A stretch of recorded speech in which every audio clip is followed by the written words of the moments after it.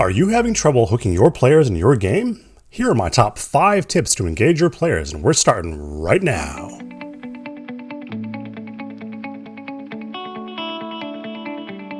If this is your first visit and you want tips and tricks to make your role-playing games a little bit more awesome, start now by subscribing and hitting the bell so you can stay in the know. We've all been there. My players only want to loaf about in town. My players don't care about my villain, nor my fun NPCs, nor my awesome world, or my master plot. This is probably our fault as DMs and GMs, and today we're going to talk about how to make your content a little bit more engaging. Whereas I can't guarantee that these 5 will solve all of your problems, they're at least a step in the right direction. And there's a bonus one at the end, so stick around. What are your best tips for driving engagement in your game? Hit us with your wisdom in the comments below. But now, on to the countdown. Number 5. Are your NPCs falling flat? Players will come back to memorable NPCs, sometimes too often. Your important NPCs need at least these traits. Some kind of hook, a simple want or a need, a way they can help or hurt the party, or a way to further one or more of your plot devices, and something that makes them stand out, something other than their hook. Without these, why are they there? I like to imagine my NPCs as the main characters of their own stories. This helps them seem more real to me and in turn helps my delivery at the table. Other things that might help are to give them an accent, if you're into that kind of thing. Give them a mannerism or a catchphrase. Make them a henchman of your evil villain. Make them a mole placed by your villain. I would drop them right in the tavern your player characters hang out in. They'll never suspect that. Make them engaging if you can. I could go on for days, but that's a topic for another video. Number 4. Are you spending too much time throwing lore at your players? Exposition is a lousy way to give information in role-playing games. Sometimes this by itself will kill your pacing, ruining your engagement. Don't throw a book at your players. Always show when you can. And if you have to explain, do it in character. Show your players what it means in the world, through the eyes and voices of your characters. Deathstrider imprisoned my mind with an amulet he said would protect me. The last 2 decades have been a waking nightmare bereft of agency. Deathstrider is a bad dude and mind-controlled Ebenpaw for 20 years. These 2 retellings give the same information, but one is way more evocative. In play, I did the latter, and I should have done the former. My players were not impressed. All of the plans I had for Ebenpaw fell flat. I love world building, probably more than the next person, but your players might not care. Let them pull that info, let them ask. This shows that they're interested. Don't force it at them, or they might get bored. Number 3. Do your players avoid your carefully crafted hooks to engage with your villain, the terrible cult, the horde destroying the countryside, or your existential terror? We want to hook our players on these things because our games will languish without credible threats. Sometimes the players are too risk-adverse for their own dang good. My advice? Take away the things the players like. Bonus points if those things are useful. Double bonus points if those things are NPCs.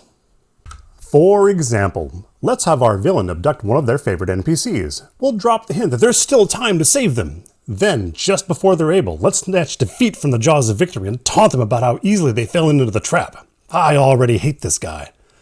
But why stop there? Let's go bust up their favorite bar. Let's go rough up their favorite magic shop owner. Let's go burn down their favorite village. You know the one where they keep all their stuff. Want your players to hate your villain? Take away something they love. Number 2.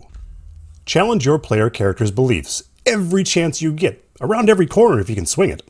And if you don't know what those beliefs are, spend some time to figure out what they are in play. Find out how strongly they hold them. Will they change their beliefs, even if it means turning their back on what got them there? Even if it means comeuppance from someone they snubbed in the past? Even if it means giving up on something they hold very dearly? Or will they hold on to those beliefs even when they're proven wrong? How about taking that character to a really dark place? How about doubling down into extremism? How about setting up the next character arc of redemption by cranking up the drama right now? The possibilities are endless. Virtually all of my campaigns are built this way, but we're not there yet. For example, you're playing a game set in the Mass Effect universe, and if you don't know Mass Effect, go play it. It rocks. If one of my player characters had the belief that all Batarians are worthless rat dog pigs that aren't worth the air that they breathe, I would super put a Batarian with a heart of gold in front of them, maybe a community leader or something like that. The more they got all murder hobo on him and tried to make his life difficult, the more I'd make him central and beloved in the region, the more I'd make him central to that drama. This challenges their beliefs in both subtle and non-subtle ways, and I would poke at those beliefs until they were forced to grapple with the dissonance. Will they rise to accept, or will they double down on their hatred? Number 1. Weave your campaigns around the player character's beliefs. You will get almost instant buy-in if you do so. You will get many chances to challenge their beliefs, especially if you paid attention to number 2. You will never be left wanting for a hook, because if you are, you just dig deep into their heads and wrench from their backstories. I build my campaigns from the inside out. I start with what the PCs believe, and then I make as many associations with them as I'm capable of. Then I build a framework of these associations, involving as many player characters as possible in each strand of the web.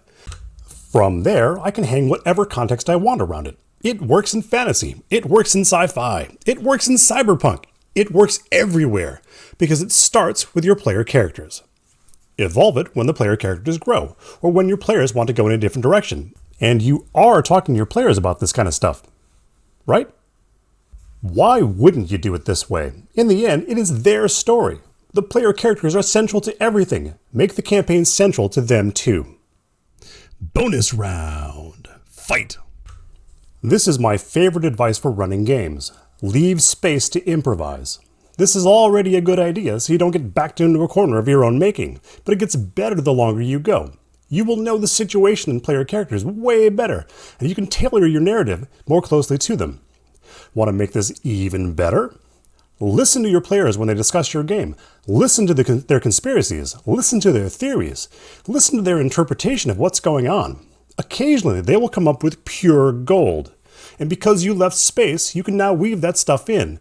And they'll get to say, I knew it! I knew it all along! Keep doing this wherever you can.